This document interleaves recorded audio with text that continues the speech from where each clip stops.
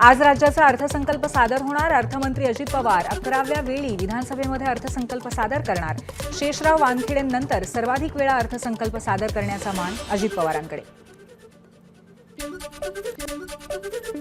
बजेटकडून अपेक्षा आहेत, निवडणुकीच्या काळात दिलेली आश्वासनं पूर्ण करावीत। रोहित पवारांची प्रतिक्रिया। बजेटच्या सुरुवातीला कर्जमाफीची घोषणा होईल अशी अपेक्षा, रोहित पवारांचं वक्तव्य।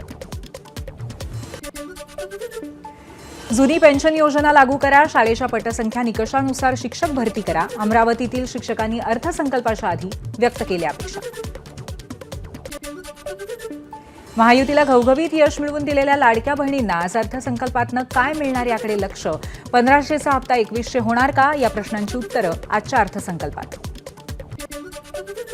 भंडाऱ्यात 17,183 लाडक्या बहिणी अपात्र। तालुकास्तरीय समितींच्या तपासणीत लाडक्या बहिणींचे प्रस्ताव अपात्र, तर जिल्ह्यातील 14 महिलांनी स्वतः योजनेचा लाभ सोडला।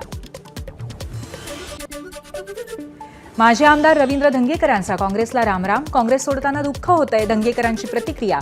सत्तेत असल्याशिवाय कामं होत नाहीत असं जनतेचं म्हणणं आहे, त्यामुळे आज शिंदेंची भेट घेऊन प्रवेशाची वेळ ठरवणार, धंगेकरांचं वक्तव्य। रवींद्र धंगेकर यांच्यासारख्या माणसाने पक्ष सोडणं हा त्यांच्या कार्यकर्त्यांसाठी धक्का असेल, धंगेकरांनी काँग्रेसला दिलेल्या सोड चिठ्ठीवरती संजय राऊतांची प्रतिक्रिया।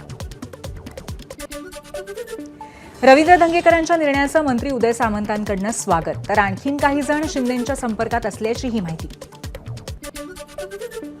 रवींद्र धंगेकरांनी सत्ताधारी पक्षात जाणं म्हणजे विचारांची गद्दारी, रोहित पवारांची प्रतिक्रिया।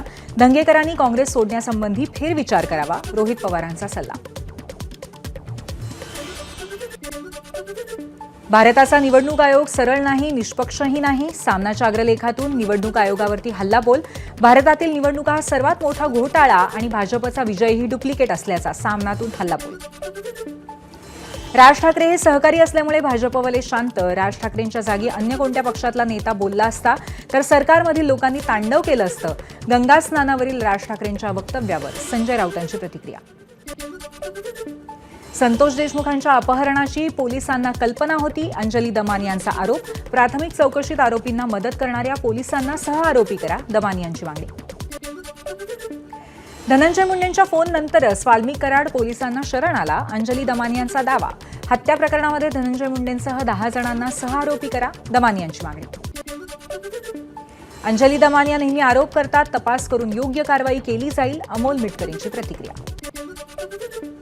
सत्तेतल्या मंत्र्यांचा मित्र गुन्हा करत असेल तर कुठेतरी संबंधित मंत्र्याच्या मदतीनेच गुन्हा होत असेल, रोहित पवारांकडून शंका व्यक्त। यामुळे चौकशी करून संबंधित व्यक्तीला सुद्धा सहआरोपी करावं, रोहित पवारांची मागणी।